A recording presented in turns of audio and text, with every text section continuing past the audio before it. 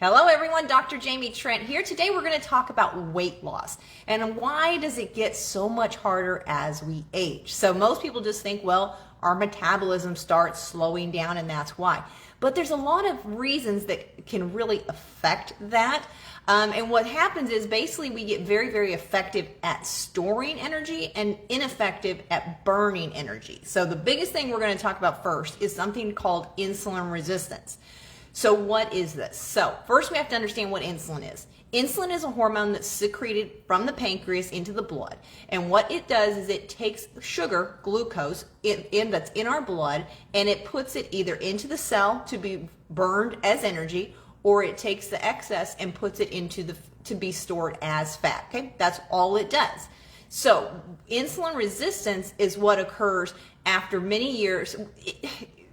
The biggest thing that causes it is overeating carbohydrates, which I'm going to explain first, but there are other things.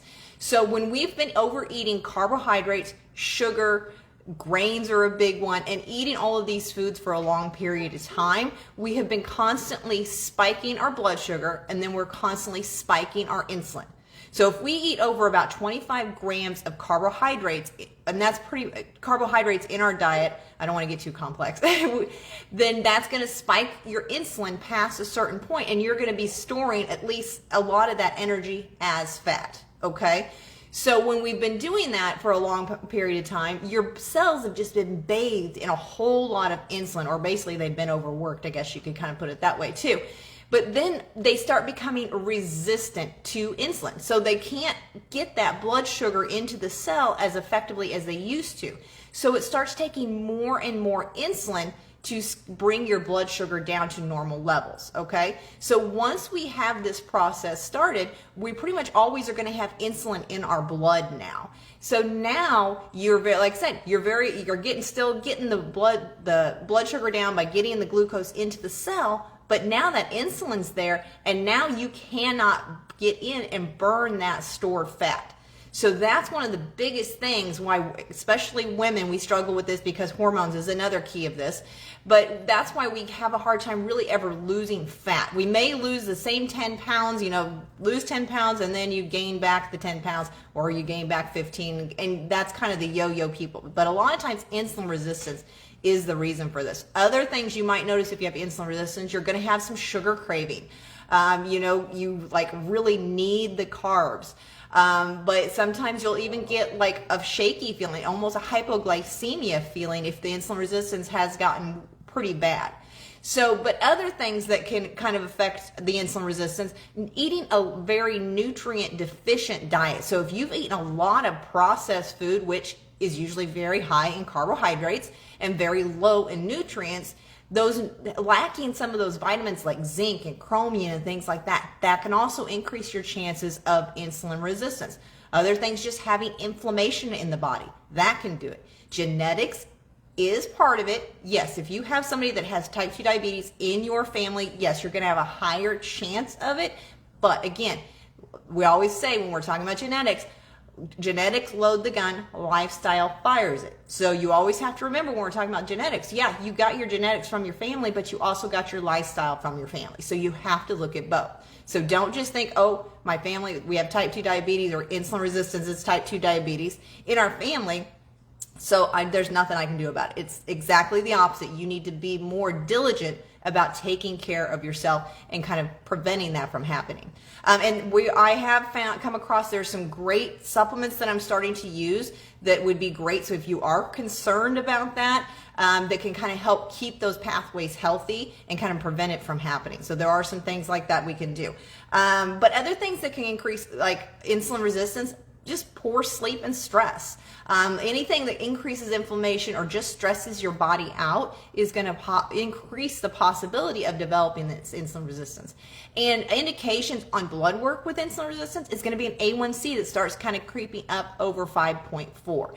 Now, I've started running more sensitive testing with some of my patients, and we're catching it a lot earlier. And that's making a big difference. So we can start looking at fasting insulin. We look at something called C-peptide. We can actually look at your lipids and the breakdown of your LDL and HDL, and that's very sensitive. That can tell us if it's really starting to come. So those are just some things we've started doing more. So Another thing that can really affect your weight loss, but also it can increase insulin resistance, is compromised detoxification pathways. So that is the biggest thing that you are supporting in this group, using the supplements that you're taking, the SP Detox Balance, the SP Cleanse, and then the SP Green Food. All of that is going to help your liver detoxify, get toxins out. So when we have toxins that build up in the blood, our body doesn't like that. So it wants to kind of put them somewhere safe. So it can either eliminate them, which a lot of times once our liver gets overburdened, not working very well, it's not effective at that. So then the body says, okay, well, we've got to put it somewhere. So it parts putting it into the fat cells. When it does this, the fat cell is going to kind of swell up and hold some water to kind of keep that diluted down. So as we detoxify, as those toxins kind of come out of the cell, water is going to come out. And people always say, well, is it just going to come back on? If you continue the lifestyle you were doing before, if the toxins accumulate back, yes. But if you keep your detoxification pathways healthy, no. So it's just about, and again, maintaining and kind of paying attention to your health. And like I said, liver health is so important for everything. So, so estrogen is another one I want to mention. Estrogen is another one that can really increase fat stores in women and men. We see it in men too. Once we get a certain amount of fat, it's like our body just starts producing more estrogen. And also when we have toxins in the body, that increases our estrogen also.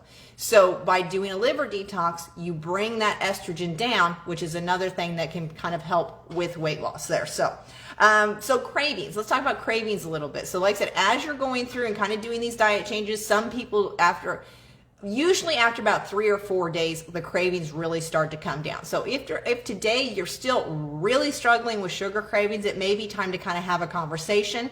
But some things that we can add in that can kind of help with that is an herb called gymnema.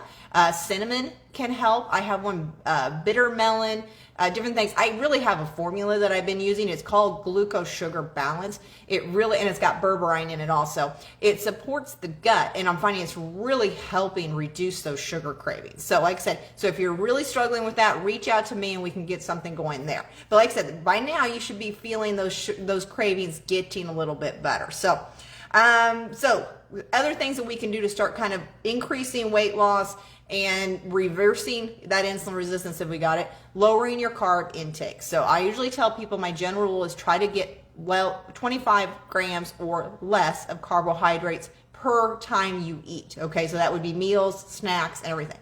So what that's going to do, like I mentioned, if you eat over about 25 grams of carbs, now when we have fiber in there, it does affect it because fiber is going to slow the absorption of those carbohydrates. So like I said, net carbs kind of falls into this. But if you eat pretty much over 25 grams of carbs, usually more from sugar, grains, then you're going to spike your insulin and you're going to increase your fat stores. So like I said, keeping it just a general rule below 25 grams per time will kind of help that. Also, fasting is very, very effective. Now, there has been an article that has come out just recently saying that you have a 91% chance of dying of a heart attack if you do intermittent fasting. So I encourage you, if you have questions on this, reach out to me. It is a very poor study. What they did is they took just kind of, I can't remember how they word it, but just a population of people, and they just kind of went through and kind of looked at their what they've been doing.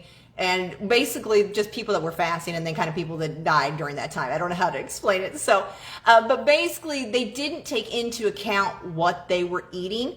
So, yeah. So, and that's the thing I never really agreed with intermittent fasting. A study came out a few years ago saying that just do intermittent fasting. It doesn't matter what you eat. It's still going to help your health. That is not true. Everything depends on what you put into your mouth. So really, I just feel like it's emphasizing what I've been saying. So you've got to think about what you're eating. But yes, there is still tons of benefits, and there's tons of research saying that fasting and intermittent fasting is beneficial for us. It will help normalize, it'll help reverse that insulin resistance, help normalize lipid levels.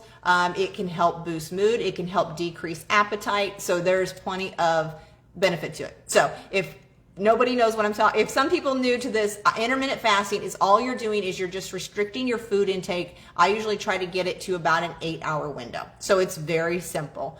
But when we are fasting, the even more important thing, I like to make sure you don't eat anything about 4 hours before you go to bed. So just kind of looking and seeing where you're timing your food intake can be very important. And what usually works the best for most people is they're not really hungry when they first get up in the morning. So they just wait till maybe about 10 o'clock to eat their first meal. Then they eat dinner around 6 o'clock at night. And then they're fasting from 6 p.m. all the way till 10 a.m. It's very simple. And once most people get to doing it, they feel better when they're doing it and they really enjoy it. And it's so simple. It is like the simplest thing that you can do for your health. So, okay, guys. I think I kind of hit on everything. I knew this one was going to get a little bit long, but please let me know if you guys have any questions on anything I went over today. So Jamie, thank you for watching.